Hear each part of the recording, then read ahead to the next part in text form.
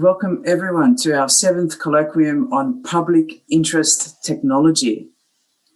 Today we're dedicating this 2-hour block to truth, fact, time.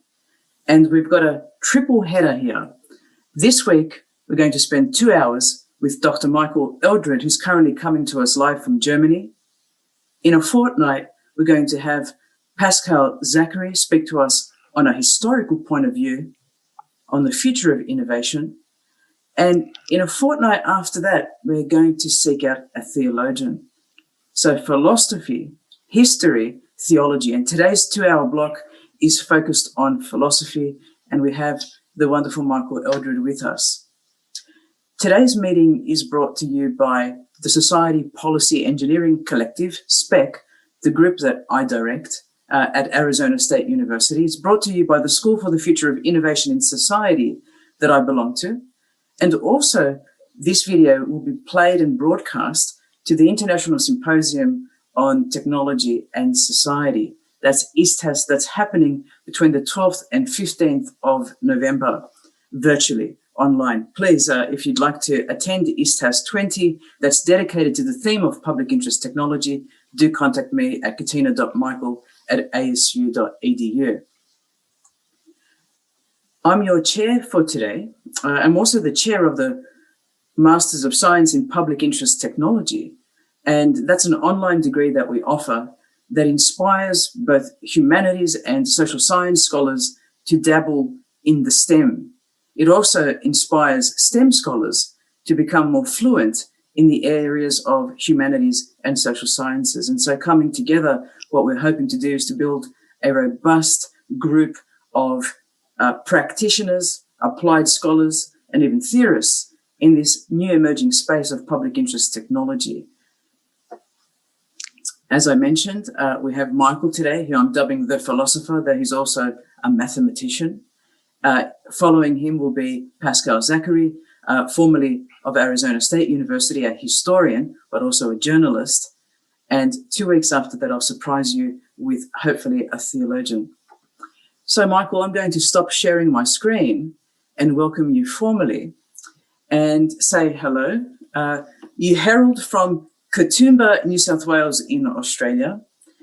You met MG Michael some years ago, my husband and collaborator. I welcome you to the colloquium.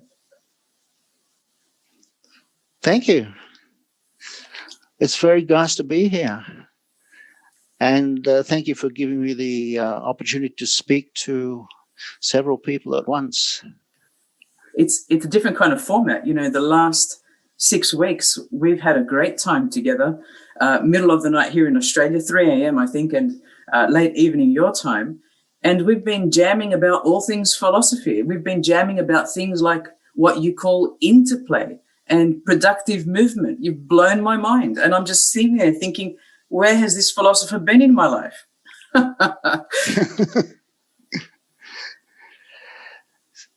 Yeah, today, as you say, we have now the topic of truth, facts, and time. So this is going to be philosophical. And I want to do a couple of phenomenological seeing exercises with you. Everybody knows what a fact is, and everybody knows that we talk about facts being truth. You hear politicians talking all the time about, well, the reality is this, the reality is that, and we got to look at the facts, right? This way of speaking actually has a very long tradition, and it is due to our old friends Plato and Aristotle, once again, because we have with Aristotle that he treats different modes of being, and he says that truth is a mode of being, and he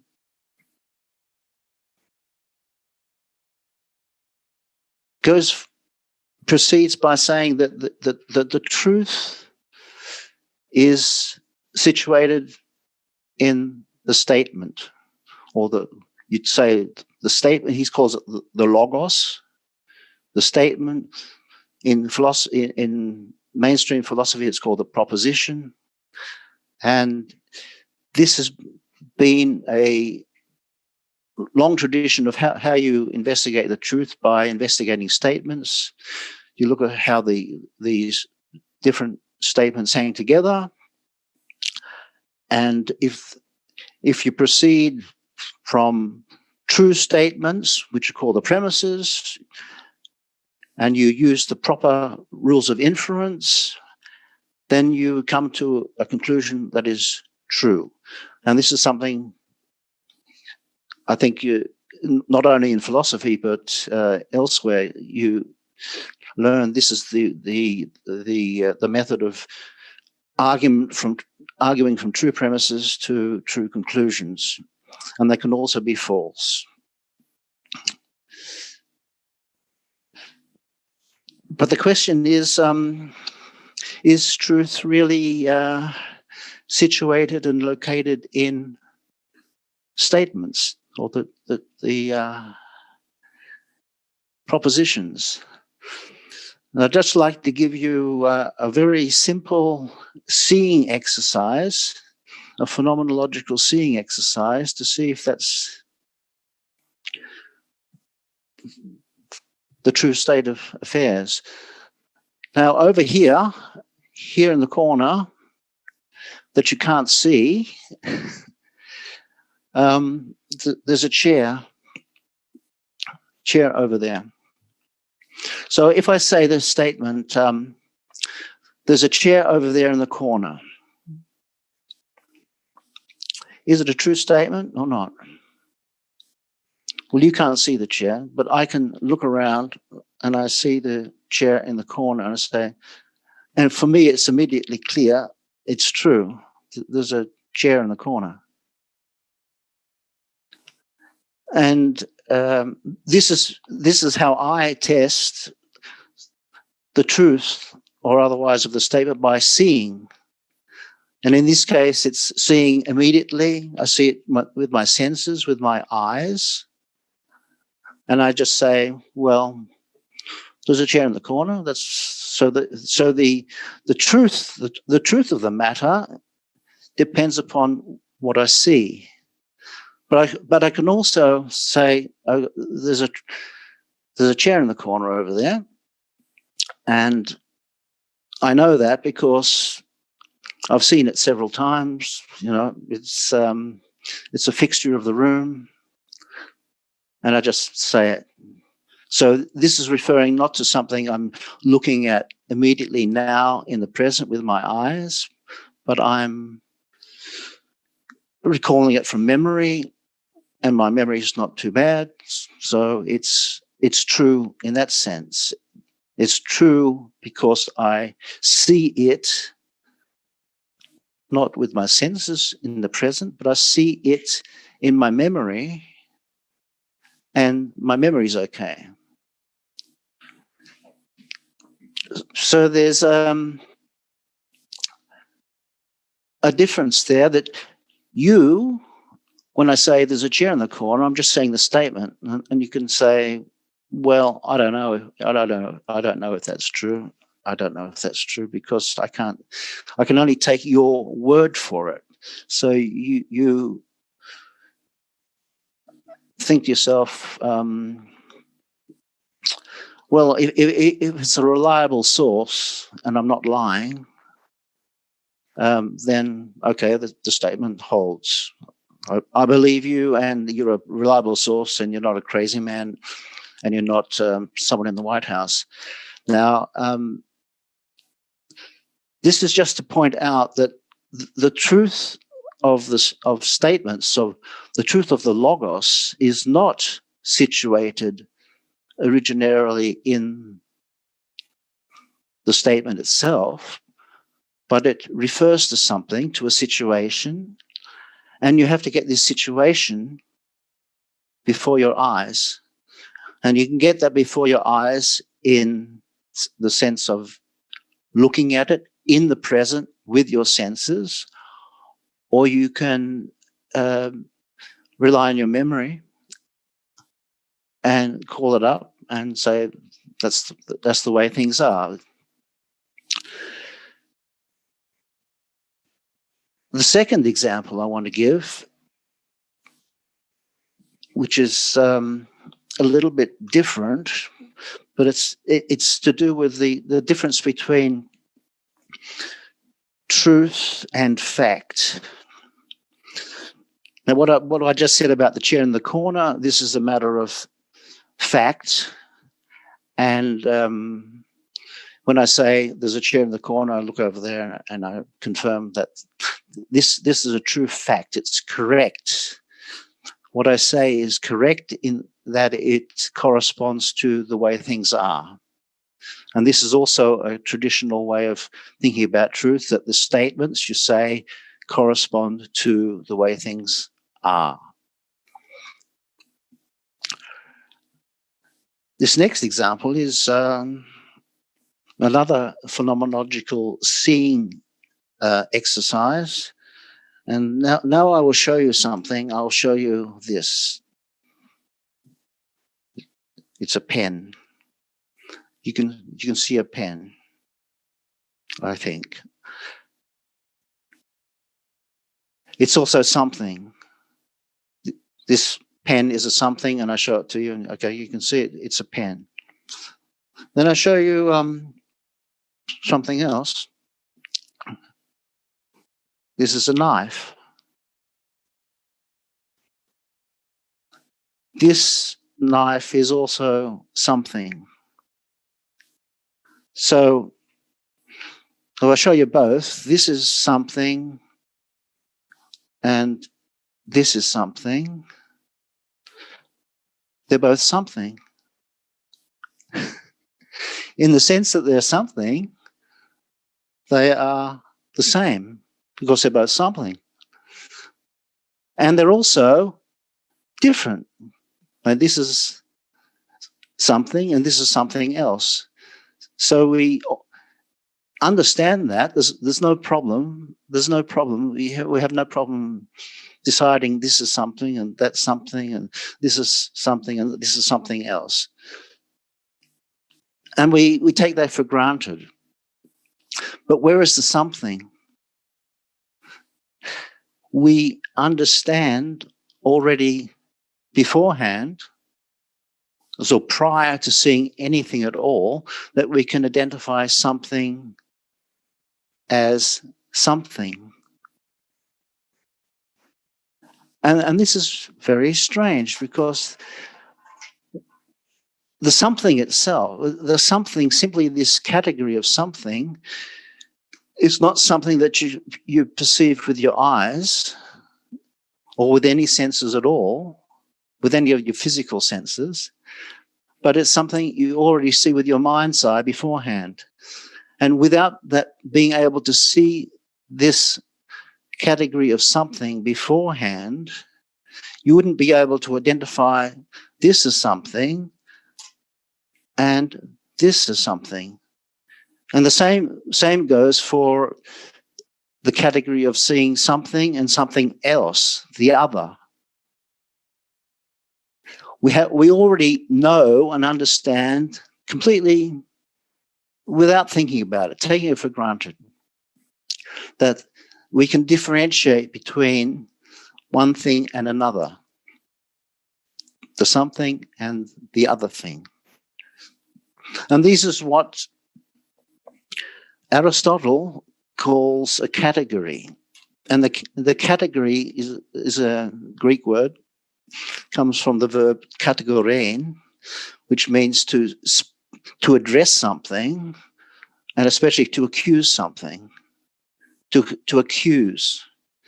So you have the situation where I accuse this of being something, and this category of something itself is what I already bring to the table beforehand, before I see anything. So it's before any empirical experience. And this is where I want to bring in the distinction between a fact and truth, that there's a change of levels. The facts have to do with things that you experience empirically, and you can establish whether they're facts or not. But the truth of the matter refers to something deeper. It refers to how your mind already has certain categories available to see the world, to see something as something, to see something other as something else. And this is the dimension which we tend to overlook. Not only tend to, but it's something which is in the modern era, in our modern scientific area, which is skipped over altogether and says, well, that's obvious. It's trivial. It plays no role. We just say it has to do with what they call speculation. This is just speculation.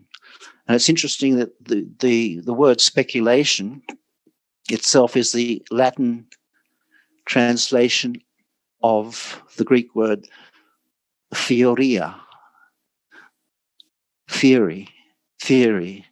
And the word theoria comes from the Greek word theorein, which means to look at, to contemplate, to look at. But it's a looking at which is not sensuous, it's not dependent on the senses, it's a looking at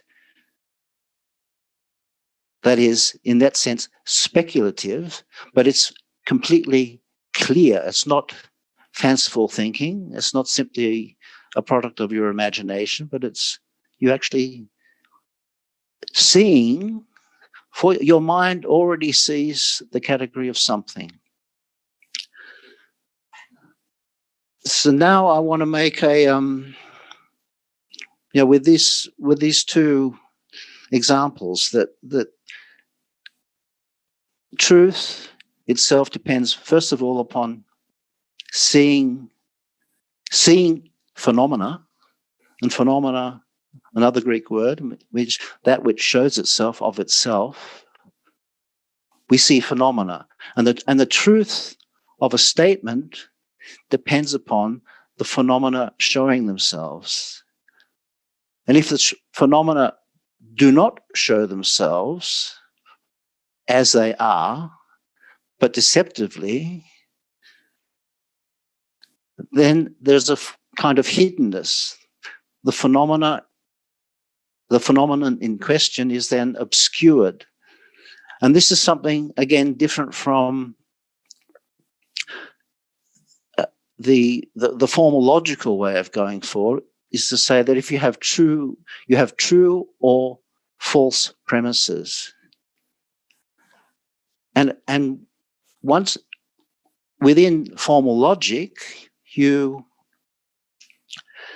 argue, you assume the premises are true, and then you infer from these premises certain statements, and you come to a conclusion without any further reference to phenomena. And this is the way, say, mathematics works, or at least formal mathematics, is that you have true premises, they're called axioms, which seem to be self-evident.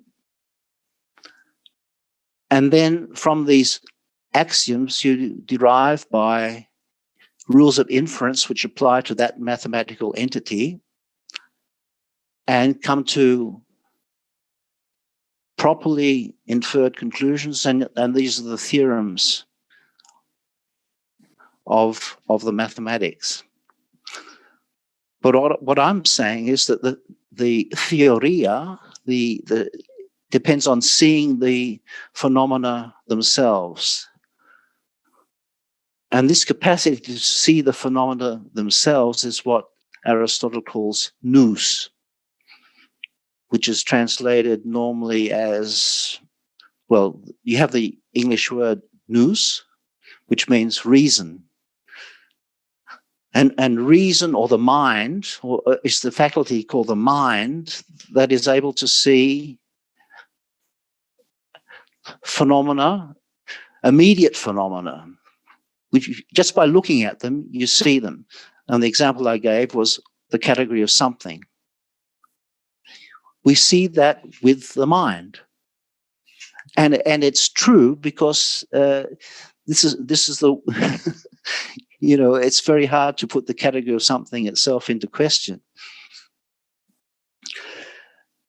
Now, I'll make a big jump to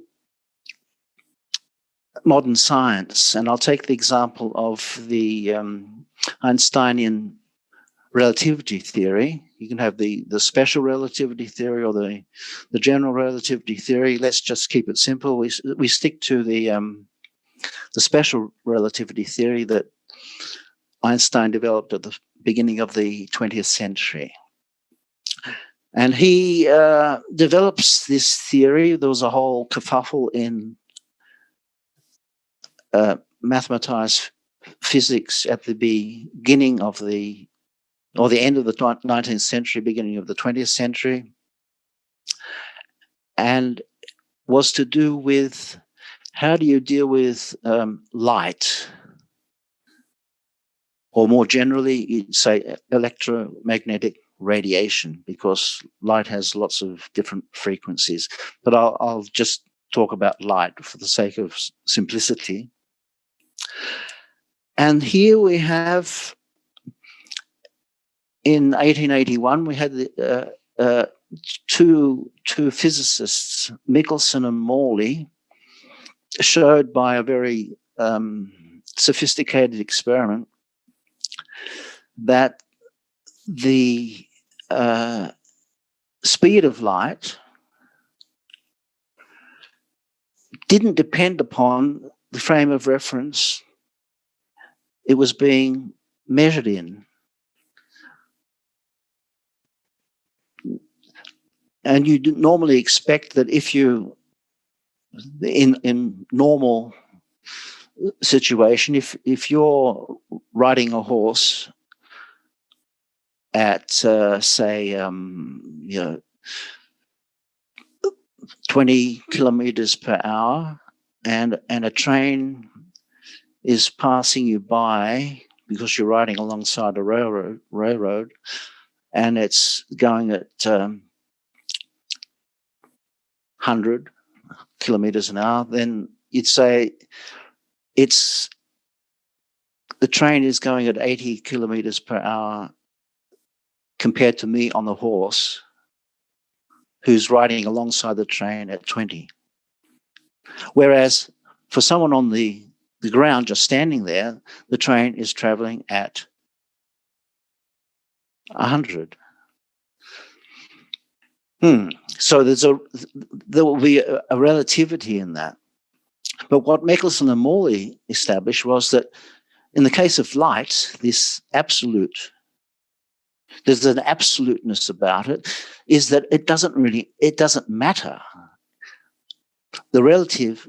Your relativity to it, it's an absolute movement and has an absolute speed, which is the speed of light, c. It's called c, and it's put in all the equations as c.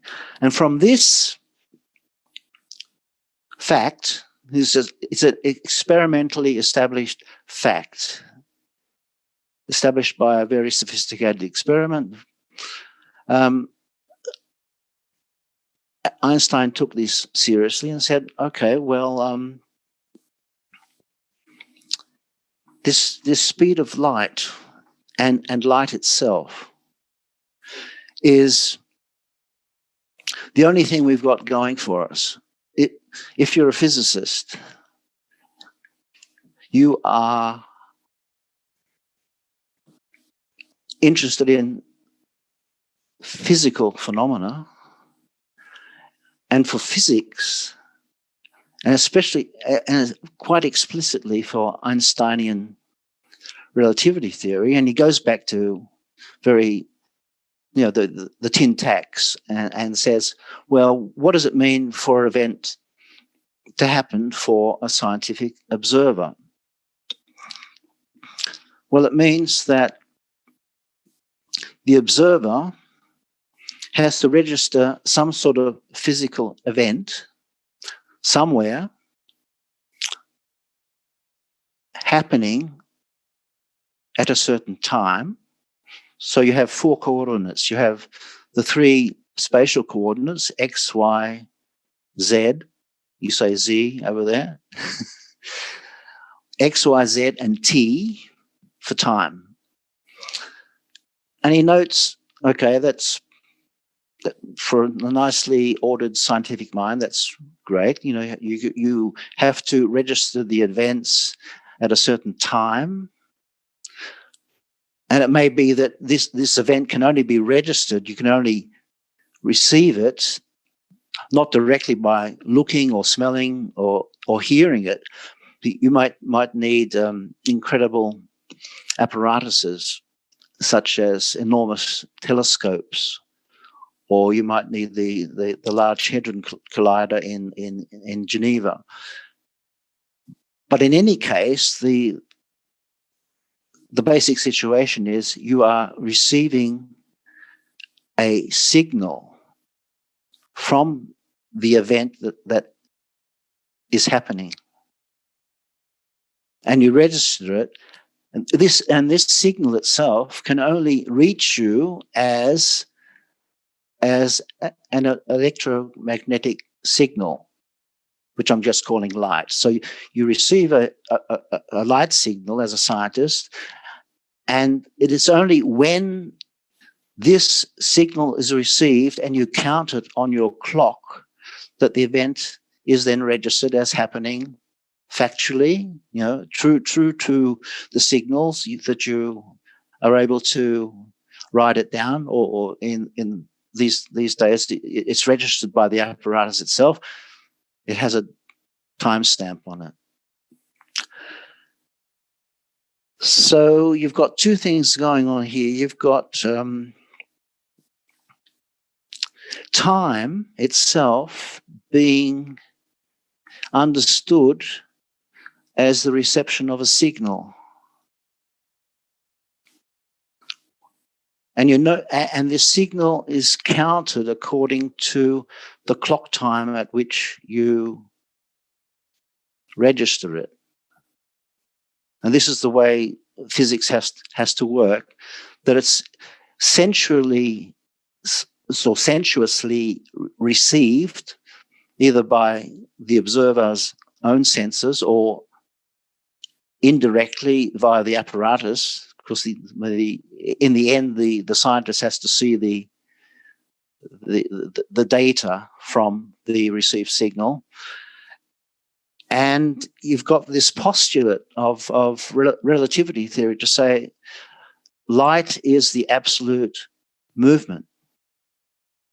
And this remains so to the very day, that light, reception of signals, is regarded as the absolute registration of time itself. So in a way you have time itself, which is just the counting of movement, becomes a movement itself, namely the movement of light. And this is the way physics proceeds, and even with general relativity theory, where you have the light signals can be bent, and this is also an experimentally established fact. I'm not saying it's true. It's a fact that there are observations of light being received from outer space where it can be established that the light coming from outer space has taken a bend. It's or a curve, you call it, or a warp. And this is the origins. This is the origins of Einstein's general theory of relativity. So on the one hand, you have the special relativity theory, which says, okay, light only goes in straight lines. We assume that the light is not accelerating. It's a steady straight ahead at the rate c. Speed of light 300,000 kilometers per second. So it's the 1 second, you can say, is the distance between the Earth and the Moon, because that's roughly 300,000 kilometers. So what is time? Well, 1 second is the distance from here to the Moon. So you've got this transformation of time into a movement, namely the movement of light, and how 1 second is the distance that light moves within 1 second. And the general relativity theory, which takes into account that there's acceleration going on. Well, the only acceleration that light can take, because it has it can't go faster, it can't go slower. That would be accelerating or decelerating. The only way light can accelerate is by changing its direction, which is what it does when it takes a curve. And this curve is what accounts for this wonderful and very strange phenomenon of the warping of time-space, which is still fascinating, that relativity theory says to us, because of the bending of light, the universe and everything in it is subject to this curvature of time-space. So this is really strange, and it depends upon gaining a mathematical access to the world. And this gaining of a mathematical access to the world is not something that was there from the start. Although you might say, even with Pythagoras and with Plato, you have the rudimentary beginnings of this attempt to gain a mathematical access to the world. But it really takes off at the end of the medieval times, when in the Renaissance, beginning already in the, well, say the 16th century, you have an incredible development of mathematics. Some really incredible things going on. You've got, for example, just as an example, you've got Cardano, an Italian mathematician, working on certain sorts of equations, trying to find out the roots of certain equations in which exponents of 2 and 3 and 4, square the quadratic equation, a cubic equation, quadratic equation, so on. He came across the necessity in improving or trying to find the roots of certain sorts of equations. They had to introduce an imaginary number, the square root of -1, because it was known that you can't have the square root of a minus number, because any number squared will always give you a positive number. But he did it anyway. So you got this introduction of a concept which is not sensuous at all, but it's a concept in mathematics that is seen by the mind, and you can actually work with it. And thus were imaginary numbers invented by the mind, and also in the sequel from that, you have an incredible burgeoning of mathematical thinking on complex numbers. At the end of the 16th century, going into the 17th century, you then have Galileo, and a little then and Descartes, and a little bit later you have Newton.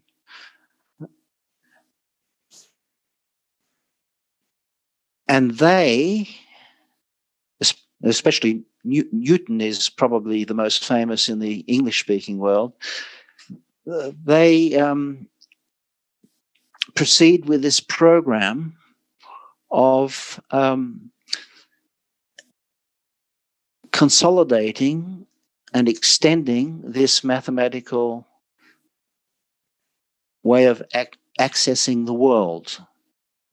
As so you have, for example, you have the famous equations of Newton.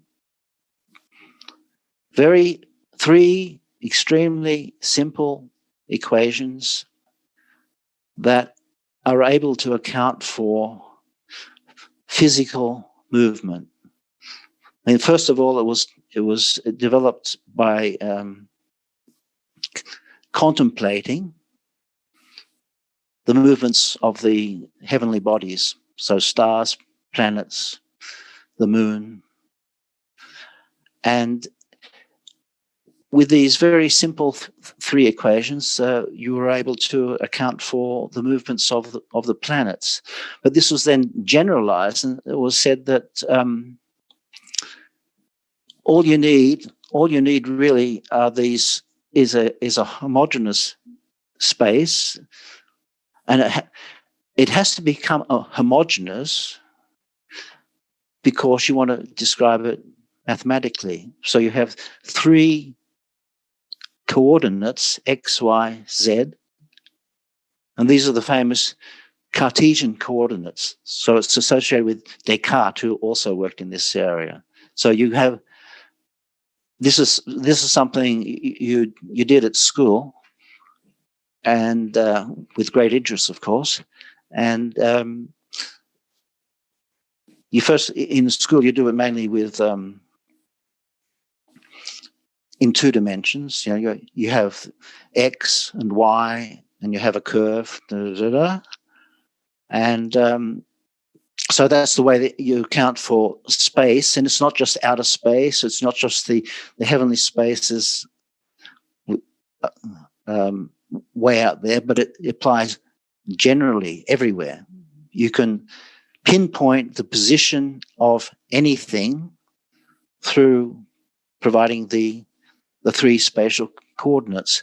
And then on top of that, because you're interested in movement, and physics is the science of movement, of things that move. And this is already something that is quite explicit with Aristotle. Physics is the study of things that move or can move, the movable. So you have the adoption of this Greek understanding of what physics is. It's taken over, and Newton then develops his theory of motion. And I say motion in distinction from movement because motion you have to understand as the change of place. So it's locomotion, change of place. Whereas Aristotle, in his physics, he doesn't have only movement in the sense of locomotion, change of place. He also has the qualitative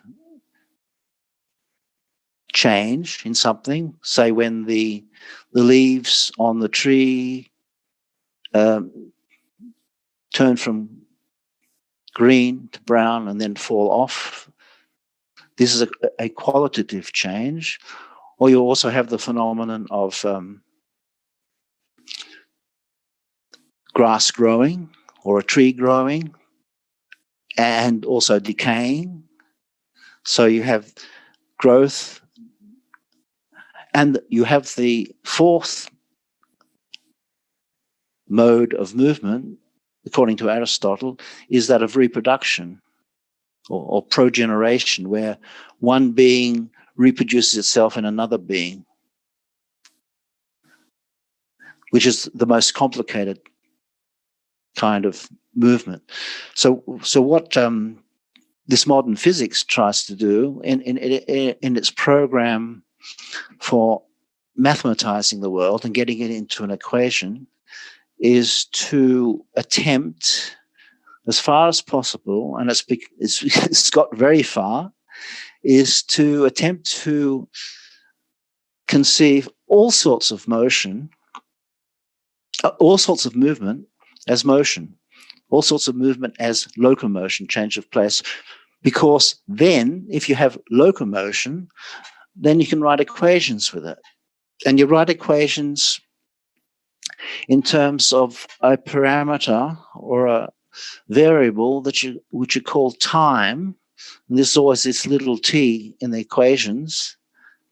And this t is magical because with it, you can actually calculate motion.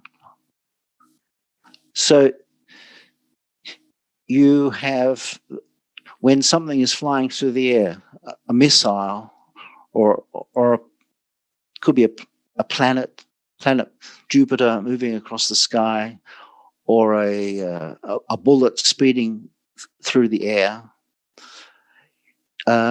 This is locomotion. And you have, with Newton's three wonderful equations, you have a way of calculating what this movement will be and being able to predict through the equations where the bullet will land, or you can operate with the orbit of Jupiter and calculate where Jupiter will be in 10 years or 1,000 years, whatever. So it all depends upon this little variable in your equation called t. So what's t? T stands for the instantaneous speed of something at this point in time called t. So it depends upon conceiving time as a flow, an instantaneous, a flow through which you can measure any kind of motion. So you have the instance of times are coming through from the future and going into the past, and with this time that is just a continuous series of instants, of now instants, you can measure and tally any kind of motion. But what is an instant, and how can it account for motion? And this is quite a puzzle, because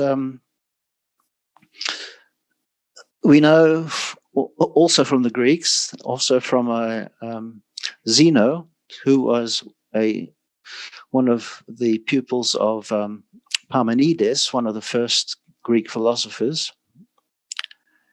Zeno enunciates some of his paradoxes way back in the 5th century BC. And one of them says, consider an arrow. Today we'd say, consider the bullet of an AK-47. So let's keep it simple. We just go with the arrow flying through the air. And he says, at any instant in time, the arrow is at a standstill. At any instant in time, it is at a standstill. So how can it move? And he concludes, well, it can't move because instantaneously it is at a standstill. So there can be no motion. And this paradox recurs with the mathematics and the mathematical physics inaugurated by Galileo, Kepler, then Newton. That you have equations, but how can you deal with motion if you have every event happening at X, Y, Z, T? So how can you have motion? And this is where the famous differential calculus comes into play, that you can only take an average speed of anything. We measure speed by saying we cover a distance in a certain time. So you've already got the motion in there. And in order to get to the motion or the instantaneous speed, you take this average over a distance in a certain amount of measured time, and you make it smaller and smaller and smaller. And this is where the infinitesimal calculus arises. So I have Newton developing his version of infinitesimal calculus, and on the continent just nearby where I am, well, I'm in Cologne, and Leibniz's hometown was Hanover. He developed his version of the differential calculus, which operates with infinitesimals.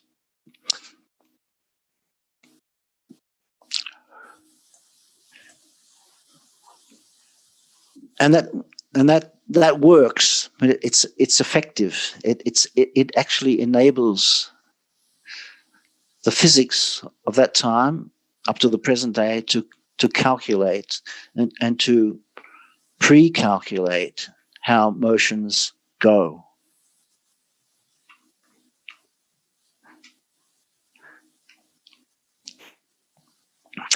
But there's still something paradoxical about considering time as this flow of instants through the now, and considering an instantaneous speed when Zeno says, well, anything at an instant is at a standstill.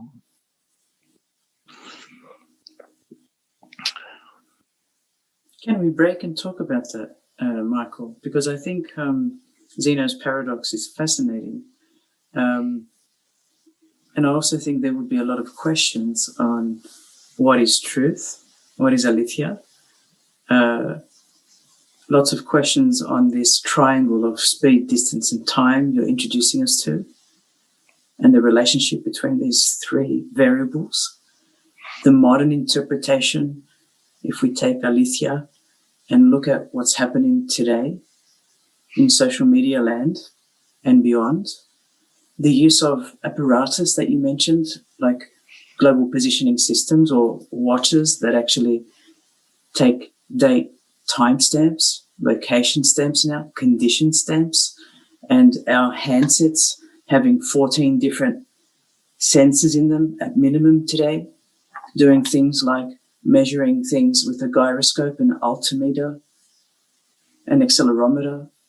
These phones know whether we're going upstairs, downstairs, whether we're huffing and puffing, whether we're stressed, whether our heart rate is rising, whether our temperature is rising.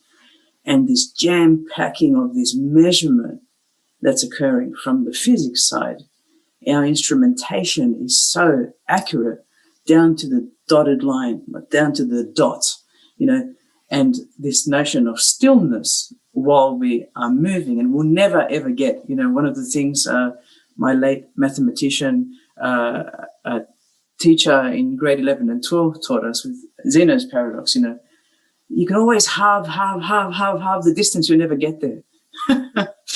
And I, in my research, have brought together with M.G. Michael this notion of ubervalence, which looks at the identity of an individual, the something, but you and I have called it the being in our past conversations.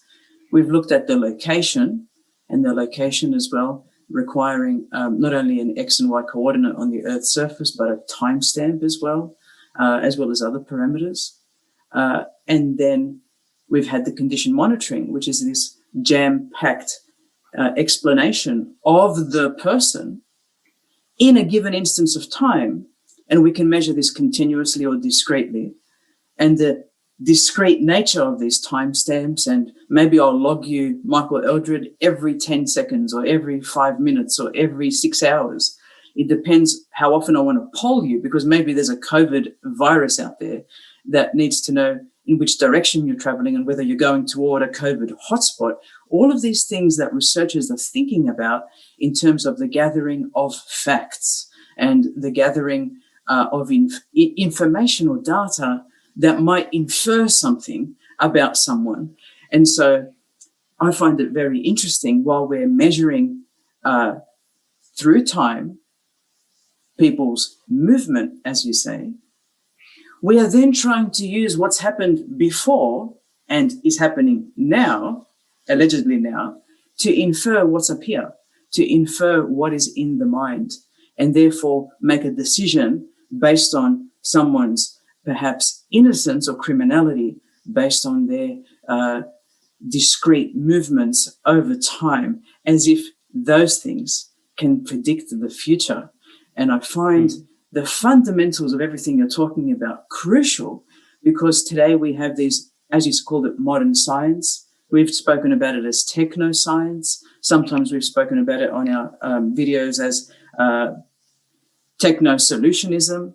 But this speed, distance, time conundrum, which we just need two of the three and we have the third, is all much integrating in truth, is integrating in authenticity. A couple of weeks ago, I had the grace of speaking with Dan Gilmore, a journalist from the Cronkite School at ASU, and also Christy Roschke. And we were talking about, how is it that we can authenticate when information is created? And it's not just the timestamps and the date stamps and the location stamps, but how do I know that what Michael Eldred is saying is true? How do I know his perspectives on Newton are correct? And we see this, as you made a very interesting joke about the White House at the beginning, a pertinent time to make a joke, but, we're saying that in jest, of course. And what is truth? That famous question that Pilate asked Jesus Christ just before he announces the crucifixion. And so does he do it because he really wants to know, how do I know whether you're telling the truth? Like the doubting Thomas wanted to touch the side. He said, unless I see him, I'm not going to believe he's resurrected, right? So he wanted to take the matter and touch to see the actual reality. Like, you pointed me to the chair. I don't believe you, Michael. There's a chair next to you, but I trust you. So yeah, all right, I believe you. And so I think we're all in the context of taking your very deep philosophy, and I know you've broken it down so simply for us, but if it's okay with you, I want to break to get perspectives from the wonderful people that are listening today. Feel free to unmute, friends, or have your questions in the chat, and we'll just take a small juncture before we let Michael continue with where he's going with this. But I would like to hear from you.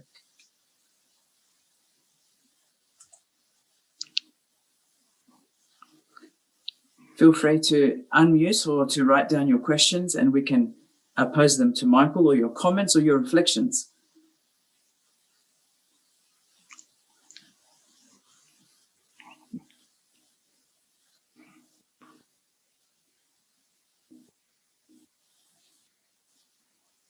Dumbfounded. Well, I tell you what, I said to a friend on the chat, Michael, that often it takes me days after we've spoken to be able to take the simple things that you're breaking, well, the complex things that you're breaking down simply for us. It just, my mind's ticking days after we've spoken, because I'm trying to latch on to these philosophical principles and apply them to what we know today. Here's a question from somebody.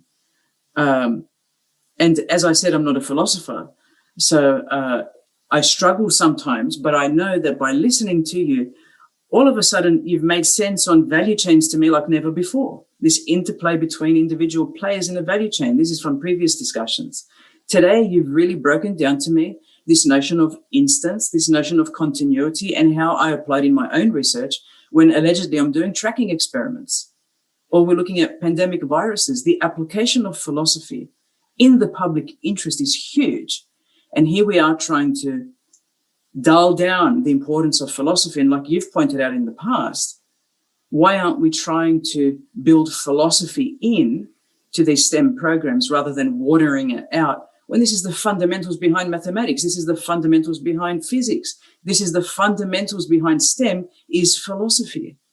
But let's go to a question, Michael. Toby Shoref has asked, we talk now often about acceleration. How might this relate to time, to measurement, to technology?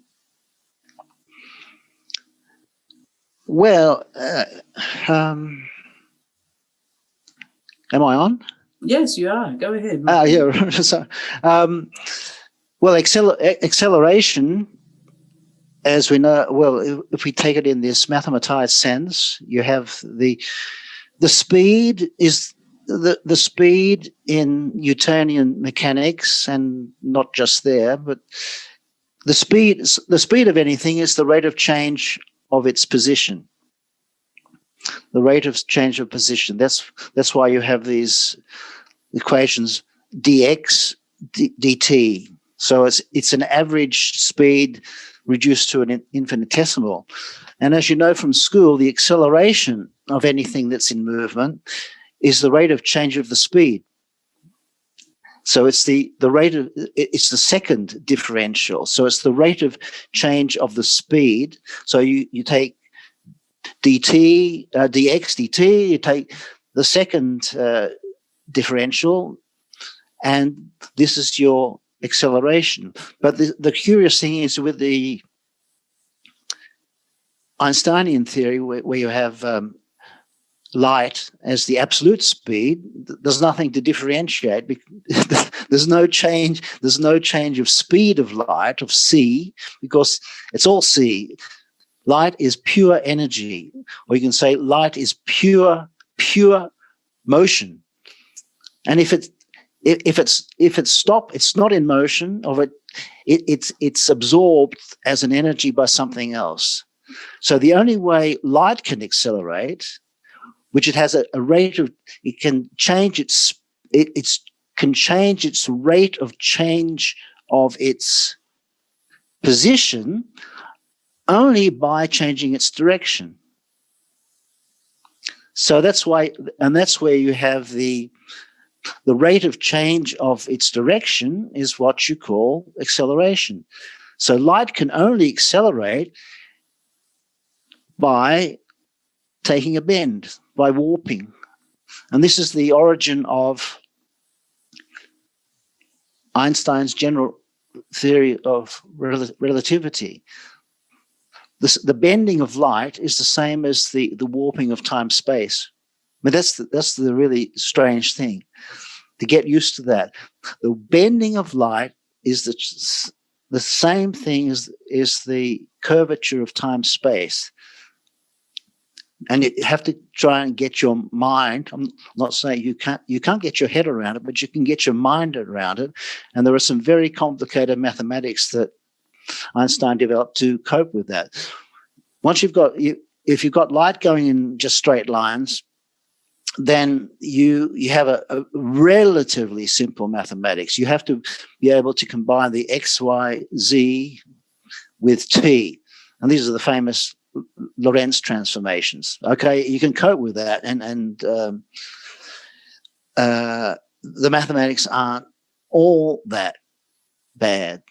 But once you get to the warping of time-space, you need things called tensors to cope with the mathematics of how the spatial coordinates, x, y, z, relate to t in a tensor. So you have, instead of having a flat space through which light goes, you have a curvature, like if you take a sphere.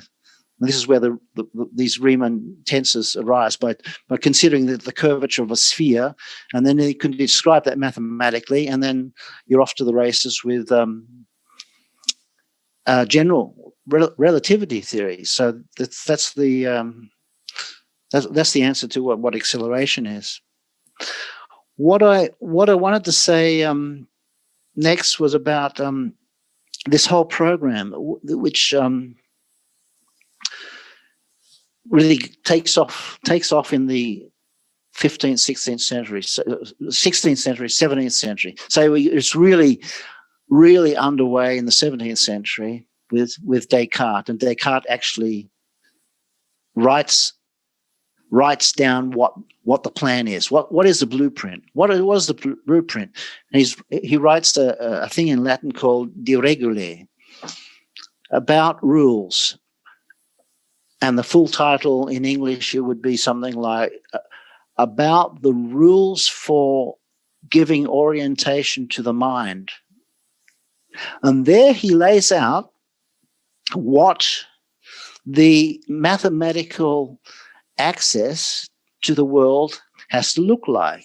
You have to be interested in quantities.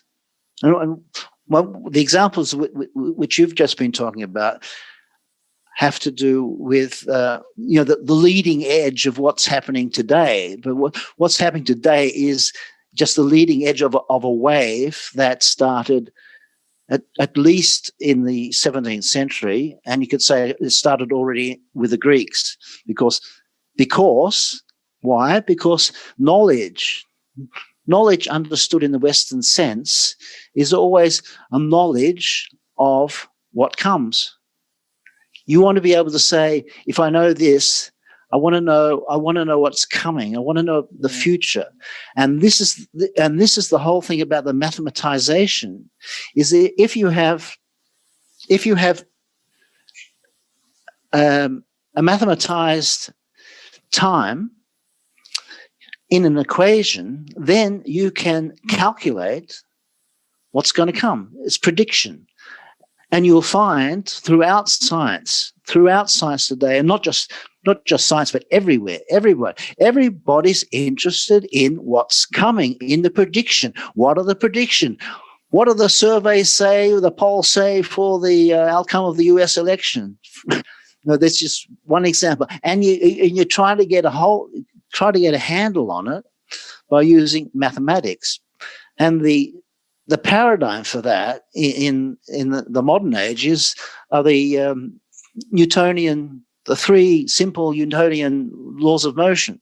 You've got this mechanical way of predicting what's coming, in the sense of you can predict where something's going to land. You can land a spacecraft on the moon, and it will be within 10 centimeters of where you calculated it could be. And I want to make the link here that this whole drive for the mathematization of the world, and we're living in in a world that has been progressively mathematized now for several centuries, and it's now in the stage of its algorithmizations, where we get in a digital grip of the algorithms being able to. And the algorithm is just one form of mathematics. It's digital mathematics, and it's all to do with the logos.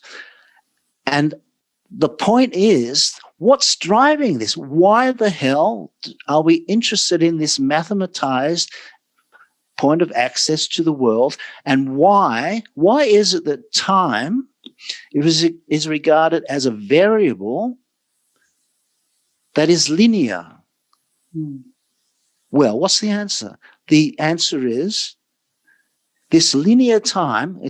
Linear time is one-dimensional. You have a future down there. You've got the famous arrow of time. You've got the future down there. It's pointing, and you've got the now, and then you've got the past. Right? It's linear and it's continuous. Great. Why? Well, I'll tell you why. Because we're interested in cause and effect, and if science, in our Western sense, episteme is what the Greeks call it. We study that in philosophy as epistemology, theory of science, is that science, to be science, has to work with linear time and, together with that, with efficient causes. Cause, effect, cause, effect, cause, effect.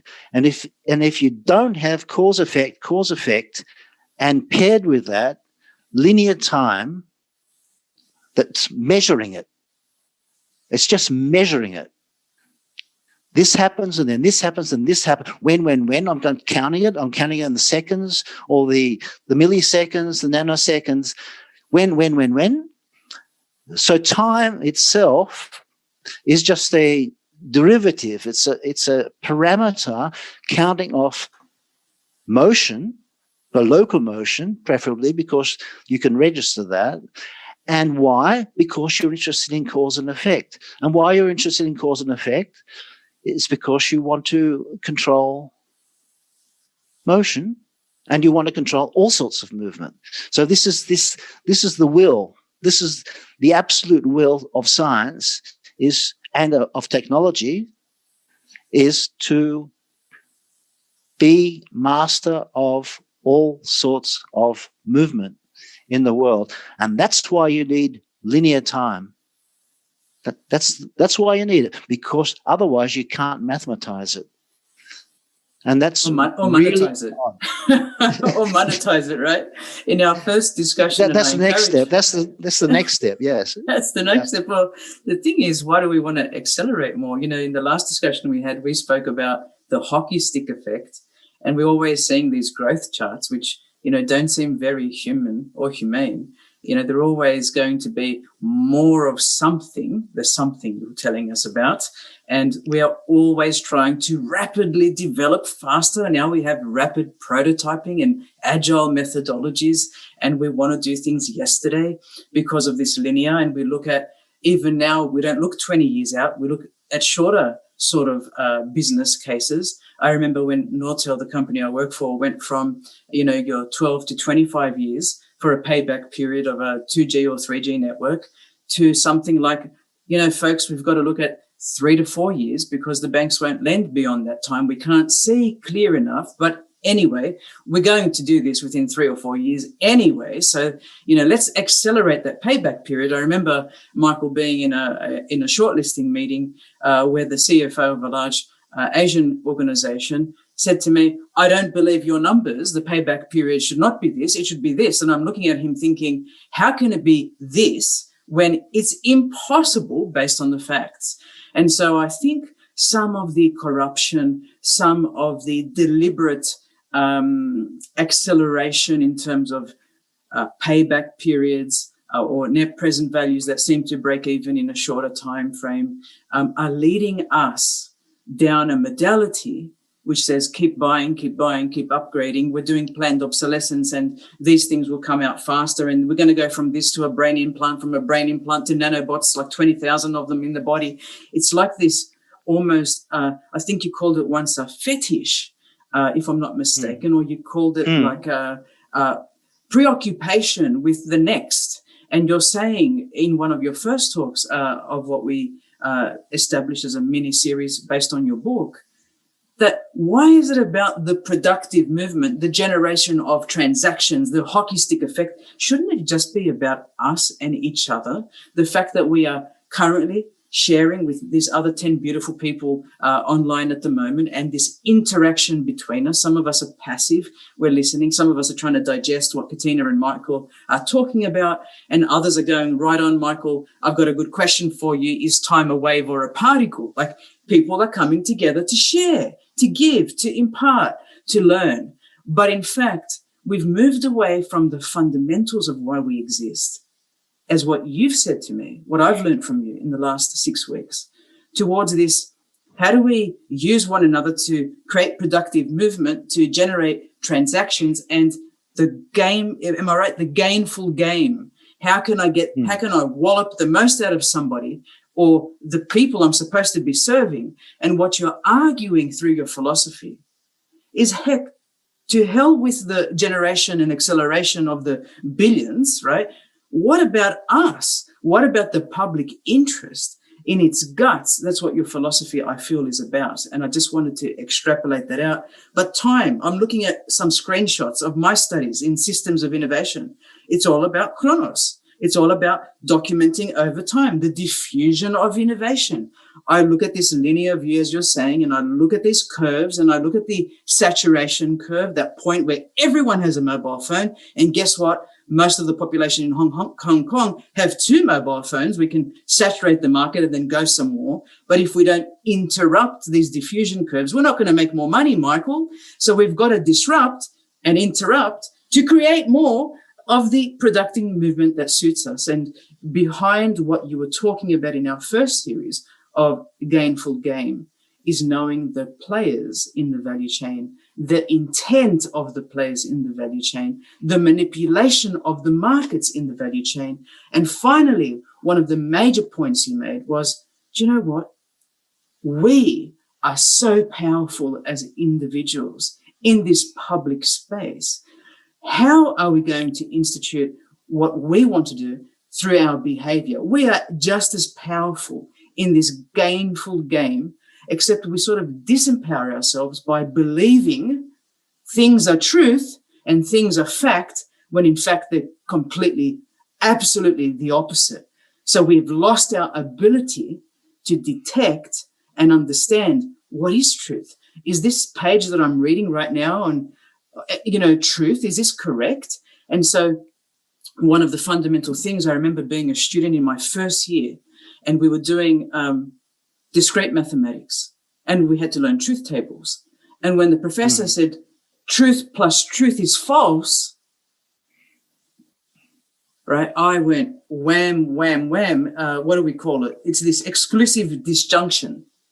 Truth and truth is false, right? Yeah. Which did my mind in. But it's almost like, I know this is not the perfect analogy, but now it's like, this person's telling me this and this person's telling me this. Boy, I'm not sure I'm going to believe it. What do we have left as humans, given this overload of information, Michael, in determining what truth is? What can we look to determine truth? Well, the question there is, you've talked about the gainful game, but I think that this is the way in which what I call thingified value in motion. This is the motor. This is the motor of the gainful game. This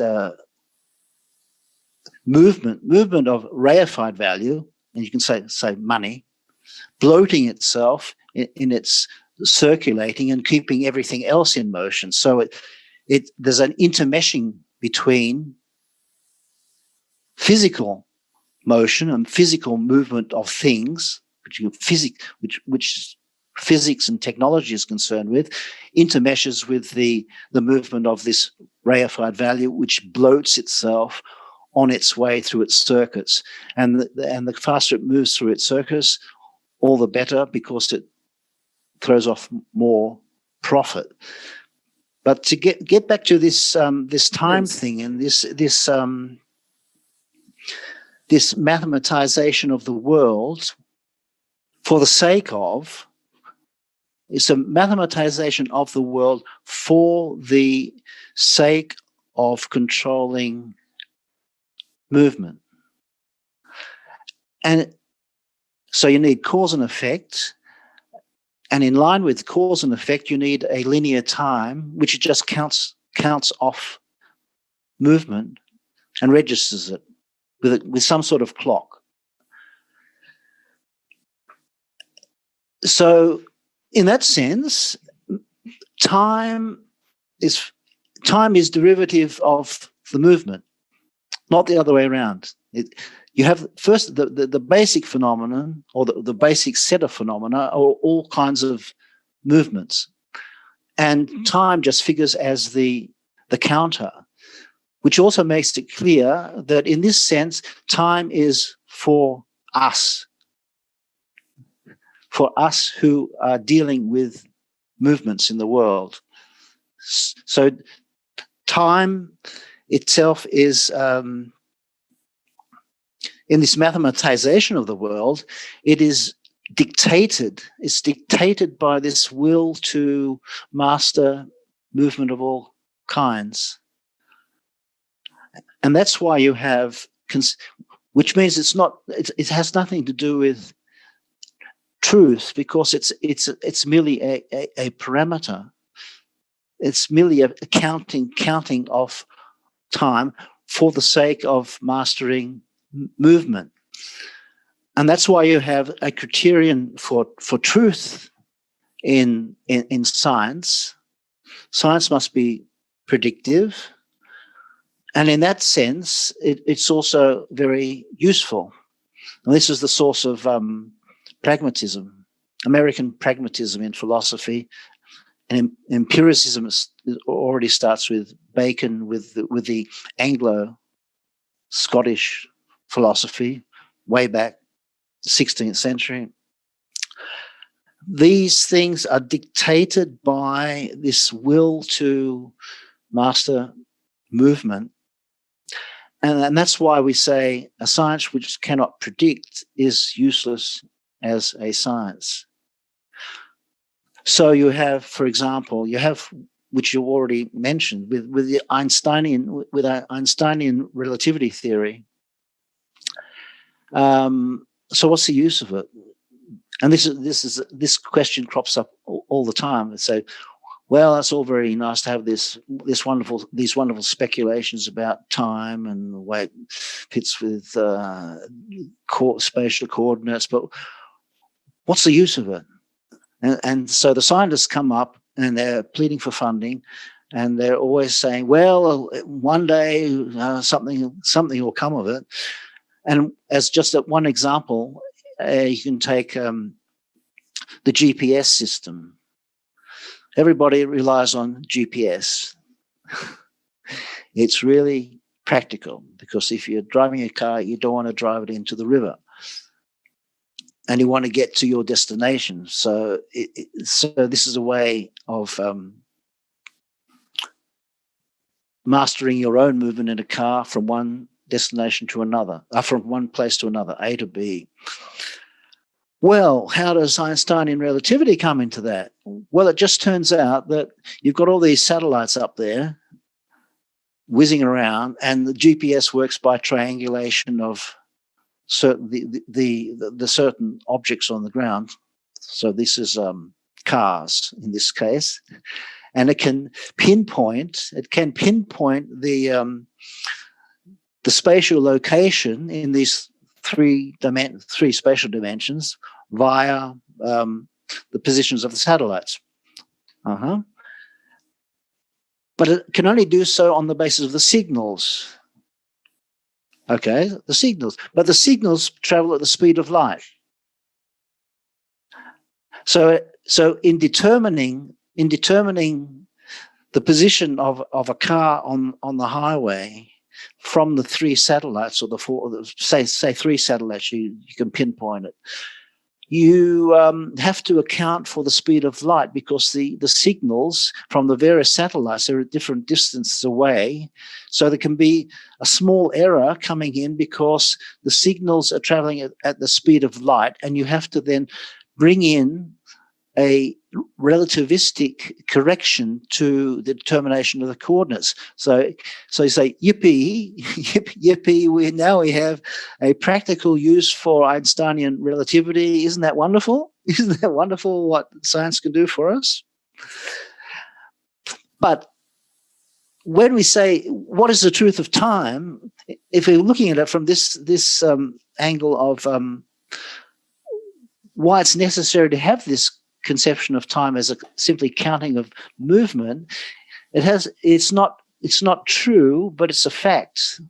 It's a fact that we measure time by using clocks, but it doesn't say anything about the truth of time. Mm-hmm. So what is time itself?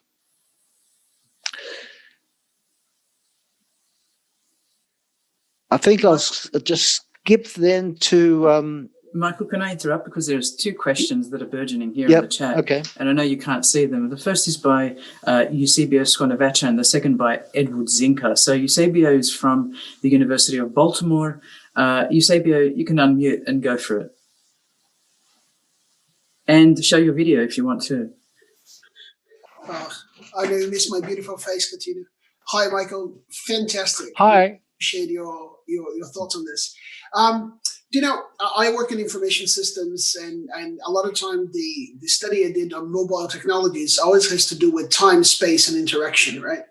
And I'm a bit unsettled at the moment when I see some people talking about or advocating towards what they call an ontological reversal, that the digital entities are shaping the physical world. So you have the cyber-physical interaction of digital, and human experience now becomes equated to computed human experience. So the moment that you're talking about GPS, or you're talking this, or all the conversations that we have, or all the movements that we make are being mathematized and are being computed. And I do wonder, it is something we should be comfortable. I don't feel particularly comfortable, I'll tell you that, with the idea that we converge or we reduce human experience to anything that can be computed. And this computed human experience is what shape our physical life. And that concept, to me, it's disturbing. So I'd like to get your thoughts on this. Well, the basic thought is something that I spoke about with Katina in our first conversation. We talked about the two very different paradigms of movement, which gave rise to two very different understandings of ontology, two different ontologies. And what I laid out there and we spoke about was that the science and the technology that you're talking about is all based on a very, very simple paradigm, namely the paradigm of productive movement. Mm-hmm. And Aristotle is the father of that. He's the guy who works out the ontology of movement, which you have a power, or we say a power or a force, a dunamis. It goes to work. This is energy towards an end, which is the product. And this extremely simple, there's a very simple, you could say childish paradigm, is the one which underlies all science. I say all science, right to the very day, computer science, anything you'd like to name. And what I introduce in contrast to that is another extremely simple paradigm, and that is the one of interplay. And with the interplay, you don't have a productive movement of going from a starting point, a force is set to work and you get to your end, but you have an interplay between many different starting points. And in this case, you can say, okay, let's take humans. Each of us is the starting point or the origin of our own life movements in the broader sense, not just physical movements, but the movements we decide upon and carry out or try to carry out in leading our lives. And we always then, because we're living in a social world with others, we are always associating with the others, so that any kind of movement we make in the world is an interplay with others. So we are always estimating each other in this interplay, and this interplay itself cannot be controlled from a single source, which is what the paradigm is for science, is that you have a know-how, you have a scientific knowledge of something, and with this scientific knowledge, you can then control a movement. If you have the situation of an interplay, and we could just say a dialogue, or even more simply, you just take the interplay on the market where a buyer and a seller meet each other and they want to sell something on eBay, then they enter into an interplay with each other, and you can't say in advance whether the sale will take place or whether it won't take place or at what price it will take place, because it's in the interplay itself that all these things come about. So you can't predict what's going to come out of it. And even more so when you have conversations going on between people, speaking is also a kind of movement. So when we're speaking with each other, we are saying something, and we're also estimating what our interlocutor is saying. We're listening, hopefully, and we say, sometimes I wonder in my classes, that's a good point, or it's a bad point, or it's nonsense, or but the way the conversation runs.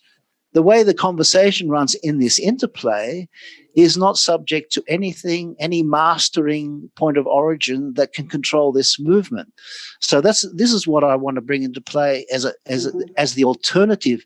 You can work out the ontology of this kind of movement as opposed to the ontology of productive movement, and then what you have with this switch, if you think it through and develop it, then you have.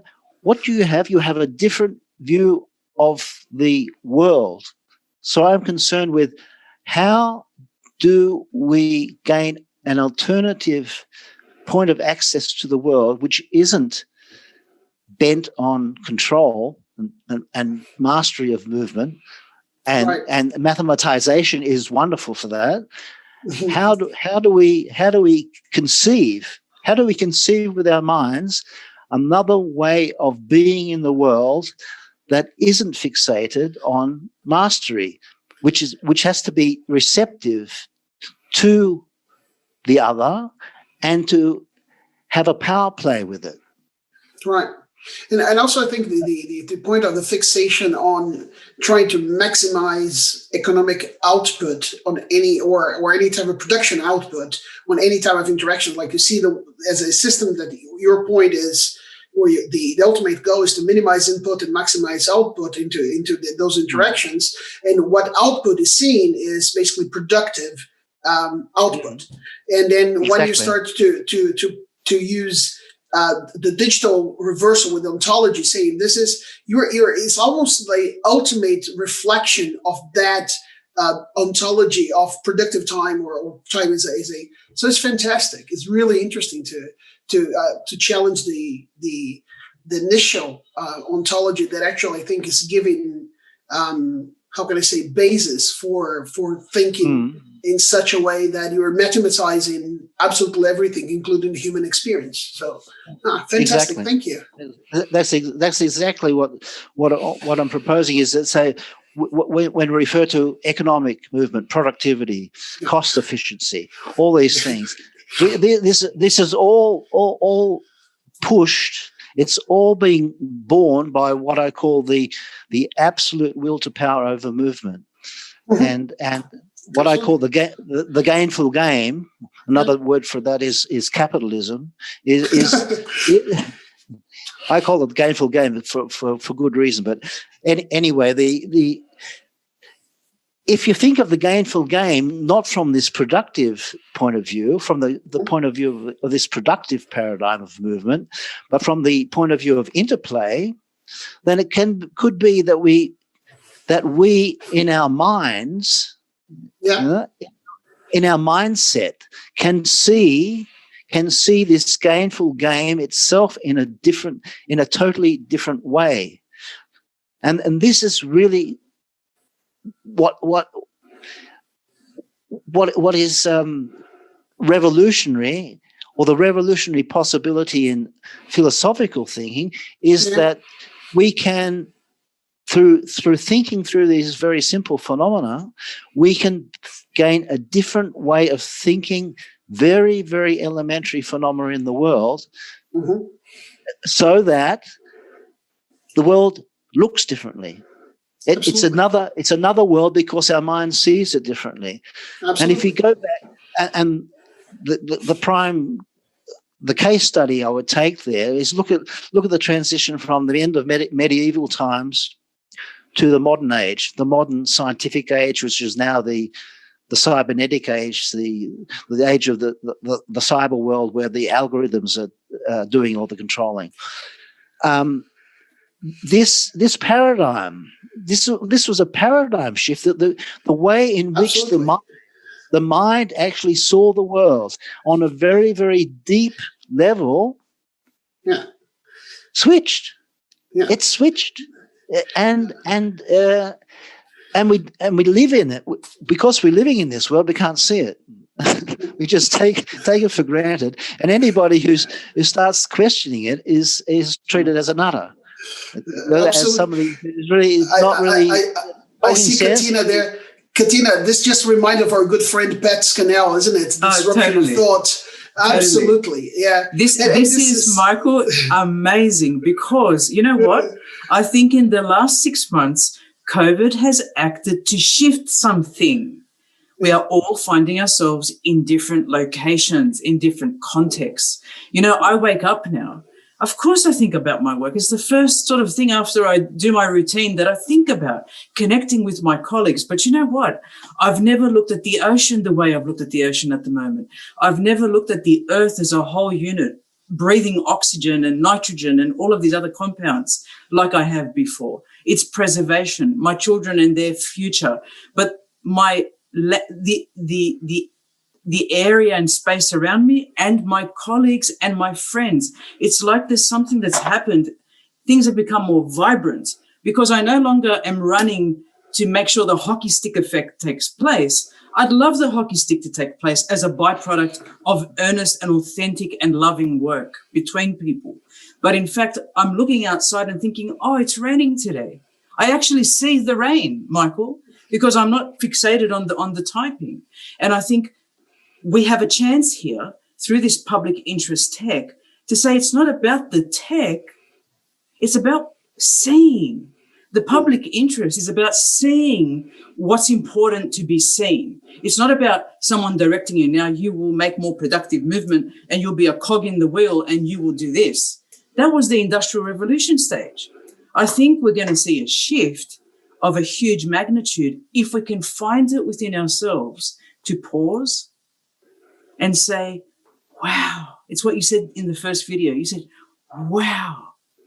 And it is the wow. It's not about us existing for the sake of producing more cogs in something or more artifacts or more units of production.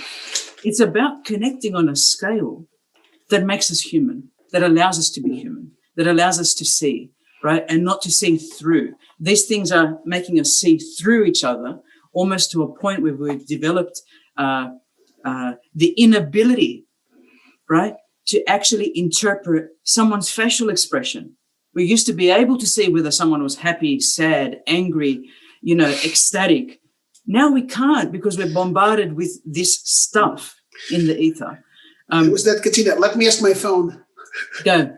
No, I'm saying whether you're happy or not. Let me ask my phone. Yeah, but Katina knows the story that once I was at ASU and I saw a few chaps leaving a restaurant and they were saying, can you imagine the next swipe I do can be the mother of my children? And then that struck me with the danger of algorithm delegation. I have 2 kids. I love them. I have a wife. And one of the most beautiful things of my human experience has been meeting my wife, marrying her, having a kid. And suddenly, part of that process, I'm delegating to an algorithm. And this is scary, to be honest, in terms of, because it's more efficient.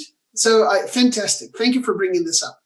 Thank you, Eusebio, for that intervention. I've got one more, Michael. I'm sorry, at least one more.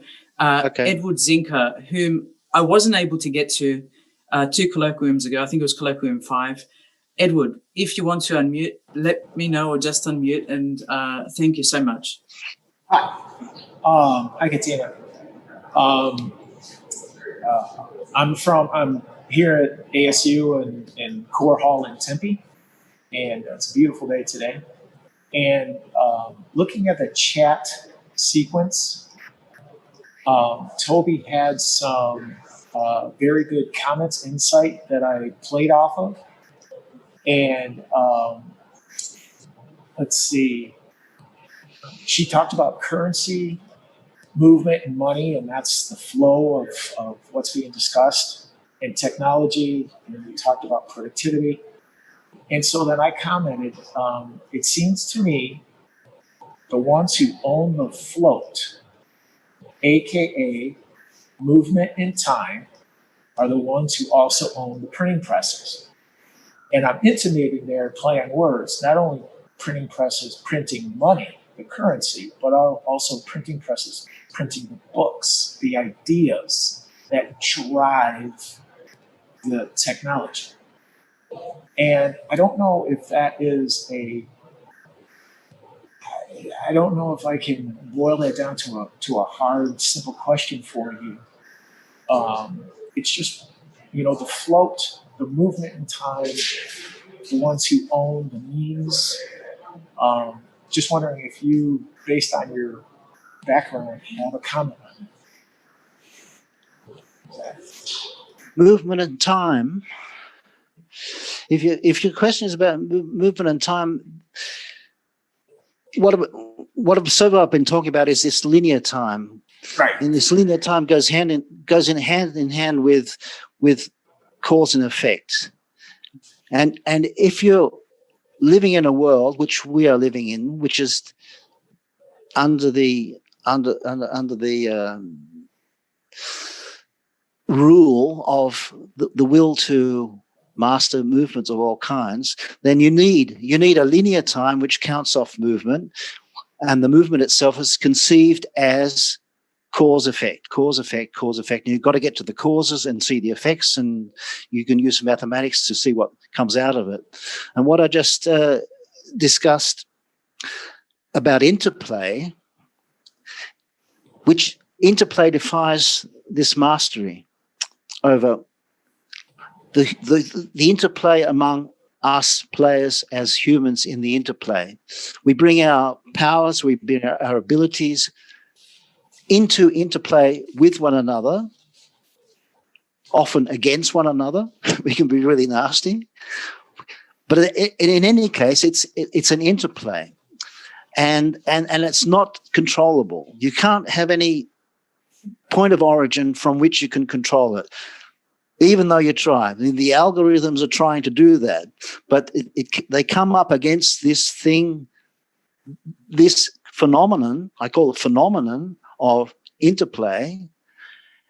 So it's up to us to say, what is the truth of this phenomenon? We know it as a fact. Like we know it as these facts, we know that the conversations go on and we understand it all well. But what's at this deeper level that I call the ontological level, which is the level at which you get to the truth. And I say there that when you approach the phenomenon of interplay as a kind of movement, then this linear time is useless. This linear time, which goes hand in hand with cause and effect, is useless. Chuck it out.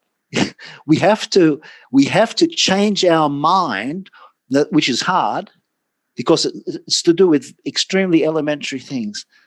We have to change our mind through another way of thinking, which is a more appropriate to this phenomenon that I call interplay. What we do with one another, in play with one another, in all sorts of social interplay. And that's why I don't call it social interaction, because social interaction is too much in this mode of, I act, I get a reaction, and you can put that in sort of pattern, and then you can develop a systems theory. So what I'm saying, it goes really deep. If you want to look at this phenomenon of interplay, which defies mastery, it also means that your concept of linear time is also useless, because it's not to do with just cause effect, but of the interplay, how we estimate and evaluate and esteem each other. That's the baseline. And for that you need another understanding of time. And this understanding of time is what I call three-dimensional time, which has the well-known dimensions of present, future, past, but they're all in a line, right? All nicely lined up because it's all it's interested in is following the cause and effect. But in fact, the three dimensions are free. They are free three dimensions. So you don't have them in a line, but you have three independent temporal dimensions. You can call them future, present, and past, but they too are in interplay with one another, in the sense that they offer us humans the possibility, in thinking about interplay, that we can actually move through these three dimensions, not in a linear way, but we can actually move freely from one dimension to another dimension, without worrying about any Einsteinian relativity theory about the absoluteness of light, the speed of light, which is the criterion for all physical movement since relativity theory. We're not restricted to acting like a light beam with our minds. Our minds are three-dimensionally temporal. That's why we don't need to take relativity theory into account with the speed of light and say, okay, the sun is out there. Okay, well, actually it's nighttime here, but during the day we got the sun, and the physics tells us, because of the distance of the Earth from the sun, that it takes 8 minutes for it to get here at the speed of light. So it's dependent. The signals we get depends upon the speed of light. But the way our mind works, I can think of the sun right now. I can think of the sun right now where it is, and it doesn't take me 8 minutes to think of it. I can just think of it, and I can also think of the sun rising tomorrow. I can think of the sun in its motion tomorrow, rising above the horizon, and it doesn't. I can move to the future, and I can think of, and I can also simply move to the past, how the sun set yesterday evening. I can see them all. And I can hop from one to the other and faster than the speed of light. So I'm not restricted there. So this is this is one of the consequences of rethinking time, not as this linear marking off and counting, and tied to the speed of light, this absolute movement of the speed of light, but opening it up so that we are able to move, and we already do that without taking it really seriously in an ontological sense, that this conception of time as three-dimensional and open is the one which gives the truth of time. And it also solves this whole paradoxical business about Xenos Paradox, about the arrow that cannot move because at any instant the arrow is frozen in an instant in its motion, so I can't move. This is the nub of Xenos Paradox. But if we have a different conception of time, then this plays no role whatsoever. Because the time actually is what enables all sorts of movement rather than the other way around. Up until now, right from the beginning of the Greeks with Aristotle, right through and right up to the present day when we got these really incredibly accurate clocks, it's all linear time, and it's all there because this conception of time as linear is wonderful for controlling movement. But if we open it up, then we have a different conception. We have a different conception of time, and we have a different conception of movement, which doesn't have to be mastered. And we don't have to worry about Xenos Paradox. Michael, sorry, Ed, I've got one more question. If we can go to Toby. Just coming off that, stay with us perhaps. Toby, did you want to unmute? If you could, you're welcome. Just let me know in the chat, and otherwise I'll ask your question for you. There you go. Sure. I can even turn on my video. We can see you. Go ahead. Wonderful. My question is, so science and technology have this basis of mastery of cause and effect. Is interplay possible with these tools? Can science and technology embrace this interplay, or are they foundationally not able to do that? I think this conception of movement as interplay, and this conception of three-dimensional time changes the ball game quite in a very fundamental way. So it's not a matter of it's a matter of putting science and technology with its cause-effect relationships and with linear time, marking of time by clocks and organizing. Okay, it's putting it in its place and taking a step back from it, and saying, well, what enables movement itself? If we're not out to control movement and use linear time and cause-effect relationship to control it, but open up time to this three-dimensionality and see that it is only movement is only possible within time, within this three-dimensional time, because the movement we're talking about, we're not talking about movement kind of dissociated from us, but it's always the questions that I'm posing in a phenomenological way. It's always the way in which the phenomena show themselves to us, because we're the humans. We're the ones who are open to the phenomena, and we're the ones that try to make sense of the phenomena. So if we are trying to make sense of the phenomena, and these phenomena are in movement, so we're trying to understand all the various phenomena of movement. So this is something. How do we conceive movement for our mind? And that's where I come with to say that the mind itself is nothing other than this three-dimensional time. In fact, our psyche, our psyche, the mind is the understanding part of the psyche, but the psyche itself is nothing other than this openness for the world.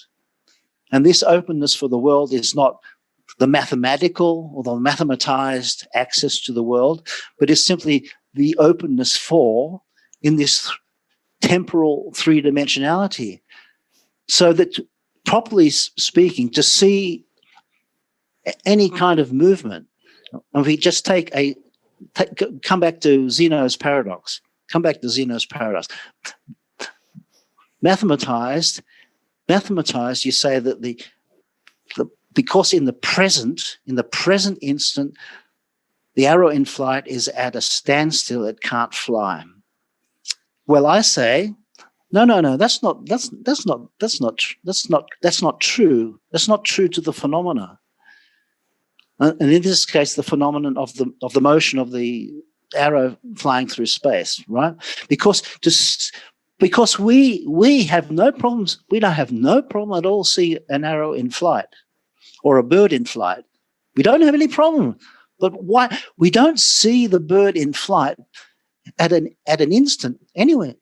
We simply don't. We see the bird, and we see also the bird with our mind's eye, where it will be and where it was. So we have three-dimensional temporal vision. Our mind, we ourselves are this three-dimensional openness for the world in this temporal sense, that we can only see the bird in flight because we are seeing is, will be, or may be. We don't know exactly where the bird's going to fly, but we can see that it's in motion somewhere, and we also see it in where it's come from. Although we know that it's come from somewhere, we might not know exactly, but it's nothing to do with being able to sort of pinpoint and pinpoint in an equation the flight of the bird.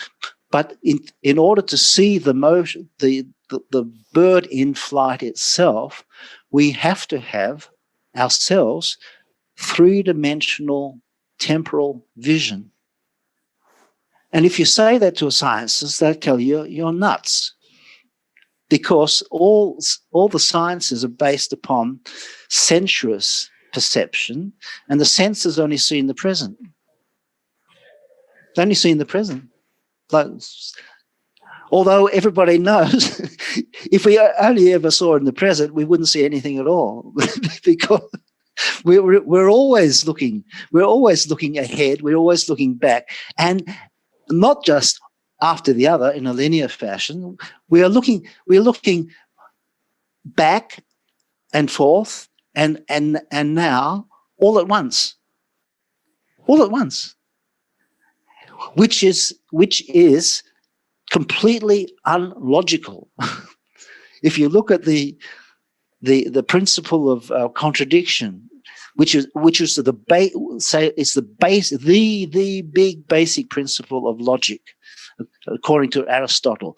And you won't find it just in Aristotle. You'll find it right throughout science, logic, mainstream philosophy.